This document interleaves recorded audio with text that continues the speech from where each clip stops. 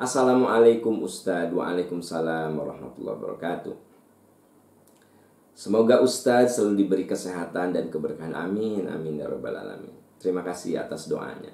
Kalau ingat saya, doakan saya sehat, saya berkah, saya husnul khotimah. Karena hidup saya cita-citanya cuma itu. Gimana saya sehat, gimana saya berkah, gimana saya husnul khotimah. Hidup makan begitu ya. Tidak ada yang dicari lah kecuali kita bisa berkah, kita bisa husnul khotimah gitu. Ya, kita lihat pertanyaannya.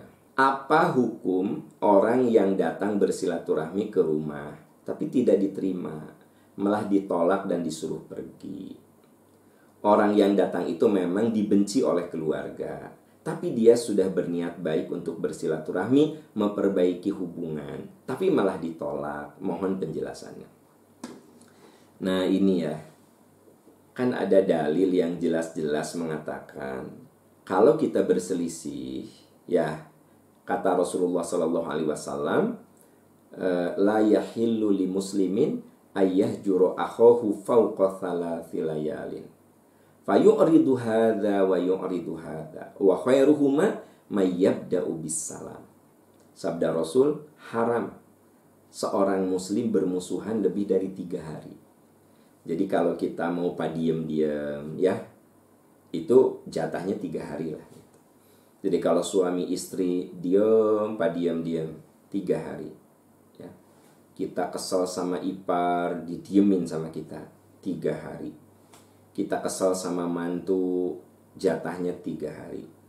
Kalau sudah 3 hari Anda tetap saling membenci, Anda tetap masih bermusuhan, Allah marah. Ya. Karena apa? Nabi mengatakan la yahillu li muslimin, tidak halal. Allah marah. Pertanyaan saya, kalau saya marah sama Anda, lalu Anda minta tolong sama saya bantu Anda nggak? Coba, nggak akan lah. Teman Anda minta tolong, tapi Anda lagi marah sama dia, lagi kesel sama dia, Anda tidak akan bantu. Coba catat ya, perhatikan. Kalau kita bermusuhan lebih dari 3 hari, Allah tuh marah. Berarti orang yang bermusuhan itu, dia doanya tidak akan dikabulkan. Kenapa? Karena Allah sedang marah. Gitu loh. Ya, orang lagi dimarahi kok dikasih gimana? Nggak mungkin lah. Ya. Nah makanya Nabi mengatakan, wa khairuhuma may yabda'u bis salam. Dan sebaik-baik di antara mereka yang memulai perdamaian. Jadi siapa yang memulai perdamaian, itu yang melepaskan diri dari marahnya Allah Subhanahu wa taala. Orang yang tidak mau berdamai, dia yang tetap ada dalam murka dan marah Allah. Tolong camkan itu. Saya ya marah, saya sebut sajalah ada konflik dengan Anda. Saya ada konflik dengan Anda, ya. Nah, saya mengatakan saya mau berdamai aja. Saya datang ke Anda, tapi Anda menolak saya, dan Anda tidak mau berdamai dengan saya. Dengar baik-baik, saya karena saya sudah mau berdamai dengan Anda, maka saya sudah lepas dari marahnya Allah, dari murkanya Allah. Anda yang tidak mau menerima permintaan maaf saya, dan Anda tetap memusuhi saya, maka Anda yang ada dalam murka Allah. Ketika saya berdoa, doa saya sampai kepada Allah. Ketika Anda berdoa, mentok, karena Anda sedang dimarahi Allah Subhanahu wa taala. Makanya jangan pernah kita bermusuhan lebih dari 3 hari. Ya, konflik itu sesuatu yang bisa saja terjadi. Suami istri bisa konflik, ya. Anak dan orang tua aja bisa terjadi konflik. Pimpinan dan atasan aja bisa terjadi konflik. Ya, kita dengan saudara saja bisa terjadi cekcok dan konflik. Itu manusiawi. Tapi oleh Nabi diberi jatah 3 hari. Kalau sudah 3 hari tidak ada perdamaian, maka Allah murka. La yahillu li muslimin ayyahjuru akhahu fawqa thalathi layalin. Hadisnya tegas begitu. Haram kamu bermusuhan lebih dari 3 hari. Allah marah kalau kamu bermusuhan lebih dari 3 hari. Dan sebaik-baik kamu yang memulai perdamaian gitu. Ibu cekcok sama suami. Sebenarnya suami ibu yang salah, tapi ibu yang memulai perdamaian. Nah, itu sebaik-baik orang. Ya. Kata ibu teh, berantem begini nggak bagus. Sudahlah, ibu memulai perdamaian. Padahal yang salah itu suami ibu loh. Tapi ibu yang memulai perdamaian. Itulah sebaik-baik manusia. Nah, jadi membahas kasus Anda, ya, orang yang datang, walaupun itu dibenci oleh keluarga, orang itu bisa berubah loh. Kita ini kalau memvonis orang, menilai orang, menjudge orang, jangan abadi gitu loh. Banyak kan orang yang tadinya ahli neraka, melakukan perbuatan-perbuatan ahli neraka, dia berubah kelakuannya menjadi melakukan perbuatan-perbuatan ahli surga. Kita ini sama orang jangan suka menjudge yang sifatnya abadi. Nah, kalau orang itu sudah nampak beriktikad baik, ingin memperbaiki hubungan, ya kita terima gitu loh. Ya, itu akhlak seorang muslim. Tapi kalau orang itu sudah niat memperbaiki hubungan, tetapi orang itu malah menolaknya, ya berarti sekarang yang berdosa itu malah keluarga yang menolak itu. Orang yang pika sebelen, orang yang kita benci, orang yang kelakuannya buruk, malah dia terbebas dari murka Allah karena dia niat untuk memperbaiki diri gitu. Sementara si yang punya rumah kekeh, ini mah muslihat, ini mah tipu daya, nggak boleh suudzon dulu. Ya sudah, terima dulu gitu loh, ya. Kan belum terbukti kalau dia itu muslihat, kalau dia itu melakukan tipu daya seolah-olah meminta maaf padahal kemudian dia melakukan ulah lagi. Ya sudah, kasih kesempatan gitu, ya. Jadi saudara-saudaraku tercinta, yuk bersihkan pikiran kita, hati kita dalam menilai orang. Jangan menilai orang itu bersifat abadi, ya. Bermusuhan, konflik itu tak terhindarkan. Itu sesuatu yang alamiah. Tapi mari kita ikuti apa yang dikatakan oleh Nabi. Kalau sudah 3 hari kamu harus memulai perdamaian. Dan jangan lupa, wa khairuhuma mayyabda'u bisalam. Yang paling bagus adalah yang memulai perdamaian. Siapa yang paling bagus? Yang memulai perdamaian. Kemudian jangan lupa, doa kita akan terhalang kalau kita masih konflik, ya, karena Allah marah sama kita. Asli nih, ada orang yang ketemu saya, ya saat umroh lah, dia curhat. Pak Am, ini mas saya curhat aja ya. Kenapa ya setelah saya nikah, saya merasa doa-doa saya itu gak terkabulkan loh Pak, gitu loh. Jadi dia nanya, kenapa ya doa-doa saya, asli loh Pak Am katanya, saya setelah nikah itu doa saya doa ini, doa itu tuh asa gak ada yang terkabulkan, gitu loh, ya. Nah, dia curhat. Saya cuma bilang gini, Teteh, coba ingat-ingat ya, Teteh ada konflik nggak? Anda merasa bermusuhan nggak?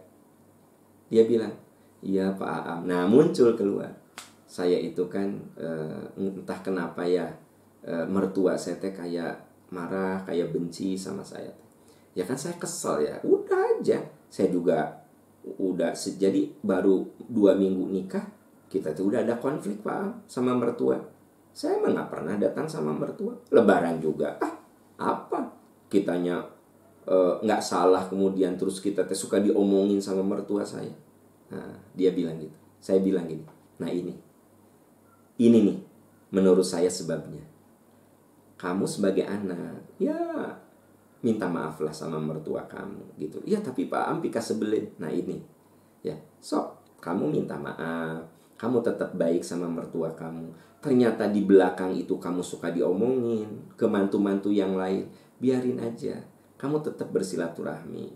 Nanti ya Allah meridhoi kamu karena kamu sudah memulai perdamaian. Ternyata mertua kamu tidak berdamai, itu mah dia yang doanya tidak terkabulkan, kamu jadi terkabulkan. Nah sementara ini, nah Allah murka sama kamu. Saya bilang gitu. Dia bilang, oh iya deh. Nah akhirnya setelah umroh mungkin dia langsung minta maaf ke mertuanya. Walaupun diperlakukan buruk, tetap dia baik. Ketemu saya lagi, ya. Setahun kemudian di pengajian dia bilang, Pak Aam, bener loh, mujarab, doa-doa saya jadi terkabulkan. Nah, jadi dia ngeh. Kalau doanya susah terkabulkan itu karena dia ada konflik, ya. Karena dia merasa, kok aku sebagai mantu suka diomongin terus sama mertua aku. Jadi kan aku teh kesel. Ya udah, aku mah males. Kadang aku berantem sama suami aku gitu loh. Nah, hanya karena orang tua dia gitu. Saya bilang ini, egoisme kamu yang jadi masalah. Kita sebagai anak mengalah saja. Terus sudahlah, minta maaf. Ternyata Anda tetap diomongin di depan mantu-mantu lain, dijelek-jelekin, itu mah urusan dia. Yang penting kamu bersilaturahmi. Nah, ini begitu kamu bersilaturahmi, nanti Allah cabut marahnya. Karena Nabi mengatakan, sebaik-baik kamu yang memulai perdamaian. Nah, Bu, Pak, asli loh, setelah saya diskusi ya saat umroh. Kan kalau lagi umroh mah enak ya. Ada waktu makan pagi, ya saya kumpul dengan jamaah. Ada waktu makan siang, waktu makan malam. Ya di antara mereka ada yang curhat, diskusi. Kalau nggak lagi umroh kan, ya kadang saya sibuk, orang itu juga sibuk. Tapi pas umroh kan ada saat lagi makan di meja, kan gitu, ngobrol, diskusi. Nah, saya kasih solusi itu. Dan dia ngaku ke saya, jujur, Pak Am bener loh.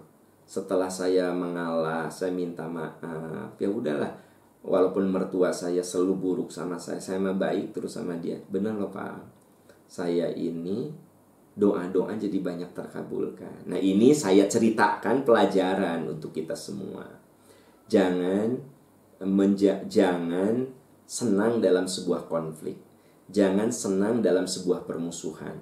Jangan ngoyok dengan rasa marah yang membuat Anda memutuskan silaturahmi. Kenapa? Allah marah kepada orang yang saling bermusuhan. Kalau Allah marah, bagaimana mungkin doa kita dikabulkan? Maka mulailah perdamaian. Wa khairuhuma may yabda'u bis-salam. Sebaik-baik mereka yang berselisih, sebaik-baik mereka yang bermusuhan, sebaik-baik mereka yang berkonflik, may yabda'u bis-salam, yang memulai perdamaian. Yuk, jadilah kita orang-orang yang selalu berdamai. Berdamai dengan hati kita dan berdamai dengan orang lain. Pada akhirnya kita akan nikmat. Jadi orang yang selalu berdamai dengan dirinya, berdamai dengan orang lain, itu lebih tenang. Orang dikasih sakit, dia berdamai, ya. Dia dikasih sakit, dia berdamai dengan sakitnya. Artinya apa? Dia terima rasa sakitnya.